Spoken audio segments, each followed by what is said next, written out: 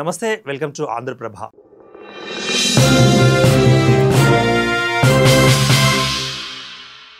ఆంధ్రప్రదేశ్లో medical college ప్రైవేటీకరణ అంశం ఇప్పుడు ఒక రాజకీయ దుమారాన్ని రేపుతుంది అనుకోవచ్చు. గడిచిన ప్రభుత్వ హయాంలో అంటే వైసీపీ హయాంలో 17 మెడికల్ కాలేజీలకు కేంద్రం నుంచి అనుమతి లభించడం మనకు తెలిసిన విషయమే. వైఎస్ జగన్ హయాంలో 7 కాలేజీల నిర్మాణం పూర్తయింది. ఇక 5 కాలేజీల్లో కూడా అడ్మిషన్లు పూర్తయినాయి. అయితే ప్రభుత్వం మారడంతో ఈ మెడికల్ కాలేజీల నిర్మాణం ఆగిపోయింది. ఇక అక్కడ ప్రారంభమైంది సమస్య. మెడికల్ కాలేజీల నిర్వహణ కోసం కూటమి ప్రభుత్వం పీపీపీ అంటే ట్రిపుల్ పీ విధానంలో ప్రతిపాదన చేసింది. ఈ పీపీపీ పద్ధతిలో ఏంటంటే ఒక మాట చెప్పుకోవాలి, ప్రైవేట్ పార్టిసిపేషన్ అంటే ప్రైవేటీకరణకి మరొక సినోనిమ్. మెడికల్ కాలేజీల నిర్వహణ కోసం కూటమి ప్రభుత్వం ఒక ప్రతిపాదన తీసుకొచ్చింది. ఆ ప్రతిపాదన పేరు ఏంటంటే పీపీపీ అన్నమాట.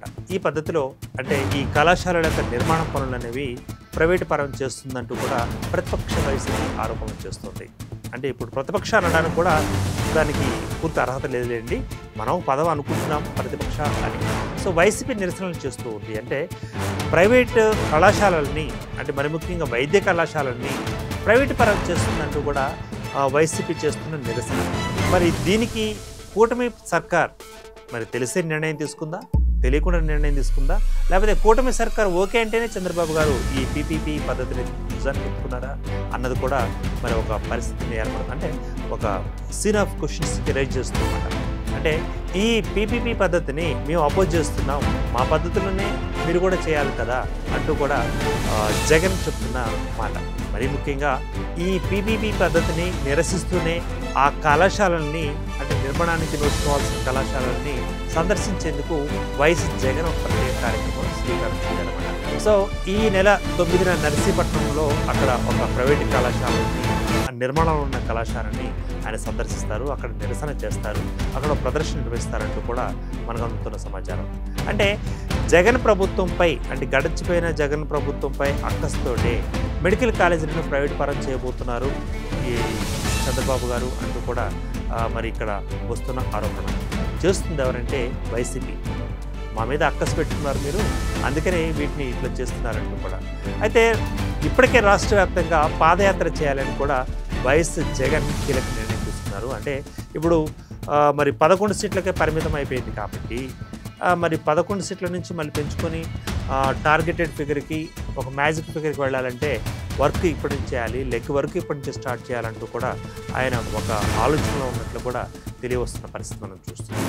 అంటే మెడికల్ కాలేజీల యొక్క సందర్శనతోటి ఆ పేరిట ప్రజల్లోకి చొచ్చుకుపోతున్నారు ఇండైరెక్ట్గా చెప్పాలంటే. అక్కడి నుంచి మళ్ళీ దాన్ని పాదయాత్రగా మార్చుకుంటారా లేకపోతే రాజకీయ యాత్రగా అక్కడి నుంచి దాన్ని చేపడతారా అన్నది ఆయన వివేచనకి విడిచిపెట్టడం జరుగుతుంది. అయితే కూటమి ప్రభుత్వం యొక్క వైఫల్యాలను ఈ నిరసన కార్యక్రమాలలో ప్రధానంగా ఎజెండాగా తీసుకుని ఎండగట్టబోతున్నారు అంటూ కూడా తెలుస్తున్న అంశం. వైసీపీ బలోపేతానికి కృషి చేసుకుంటూనే అటు కూటమి ప్రభుత్వంలో చేసిన తప్పులు ఏవైతే ఉన్నాయో వాటిని టార్గెట్ చేయడానికి ఆయన చేస్తున్న ప్లాన్ అని తెలుస్తుంది. మరీ ముఖ్యంగా రాబోయే 2029లో జరగబోయే ఎన్నికలను కూడా ఇప్పటి నుంచే టార్గెట్ పెట్టుకొని ఇప్పటి నుంచి కూడా గ్రౌండ్ వర్క్ చేయాలి. సో ఎవరైతే నిరసించిపోయి ఉన్నారో వైఎస్ఆర్సీపీ కార్యకర్తలు వాళ్ళందరూ కూడా మద్దతు తీసుకోవడం, అన్ని నియోజకవర్గాల్లో యాత్రలు చేయడం, అందరిని కూడగట్టుకోవడం, మనోధైర్యాన్ని నింపడం, సో నెక్స్ట్ టార్గెట్ ఏంటన్నది కూడా చెప్పడం అన్నది ఈ కార్యక్రమంలోనే శ్రీకారం చుట్టుకోబోతుందని కూడా. అయితే నర్సీపట్నంకి ఈ నెల 9న ఆయన వెళ్ళబోవడం చూస్తున్నాం. అంటే ఏదైనా సరే ఎలాగైనా సరే ఈసారి మళ్ళీ అధికారంలోకి రావాలి అన్నది ఆయన చేయబోయే ప్రయత్నంగా మనకి అర్థమవుతున్న పరిస్థితి. ఇక పడిపోయిన స్థితిలో ఉన్న పార్టీని పునరుద్ధరించుకోవాలి అన్న దాని మీద ఆయన ఫుల్ ఫోకస్ పెట్టినట్టుగా తెలుస్తుంది. అందులో ఈ పీపీపీ పద్ధతిని ఎండగడుతూ మరి ఆయా నిర్మాణంలో ఉన్న వైద్య కళాశాల దగ్గర కూడా వెళ్ళడం, అక్కడ కూడా జనాల్లో మమేకం అవ్వడం, మరి ప్రభుత్వం చేసిన తప్పులు ఏమైనా ఉంటే వాటిని కూడా ఎండగట్టడం చేస్తున్నారు అని కూడా తెలుస్తుంది. అయితే గత ఏడాది నుంచి ప్రజా ర్యాలీలు, సమావేశాలు ఇవే నిర్వహించకుండా చాలా దూరంగా ఉంటున్నారు జగన్. ఈ విషయం తెలిసిందే. అంటే రాబోయే ఉప్పినికి ఈ మౌనం అన్నది ఒక ట్రెండా అంటే ఒక సూచిక అనుకోవాలి. సరే, ఇప్పటికైనా ప్రజల్లోకి రాకపోతే రాబోయే ఎన్నికల్లో వైసీపీ మీద ఎఫెక్ట్ పడే అవకాశం ఉంది కాబట్టి ఈ నేపథ్యాన్ని ఉపయోగించుకుంటూ ఈ సందర్భాన్ని అవకాశంగా మార్చుకుంటూ ఆయన సందర్శనలు కార్యక్రమాలు చేపట్టబోతున్నారు. ఇక ప్రజలను నేరుగా కలుస్తారు, పార్టీని యొక్క గ్రాఫ్ను కూడా పెంచుకుంటారు. అందుకే ఈ రకంగా బయటకు వస్తున్నారు, ఇప్పుడు జనంతో మమేకమవుతున్నారు అంటూ కూడా మనకి తెలియవలసిన పరిస్థితి. మొత్తానికి పీపీపీ పద్ధతిని అటు ఎండగడుతూనే కూటమి తీసుకొచ్చిన పథకాలలో లోపాలను కూడా ఏకరవ పెడుతూనే ప్రజల్లోకి వెళ్ళాలి, ప్రజల్లోకి మమేకం అవ్వాలి.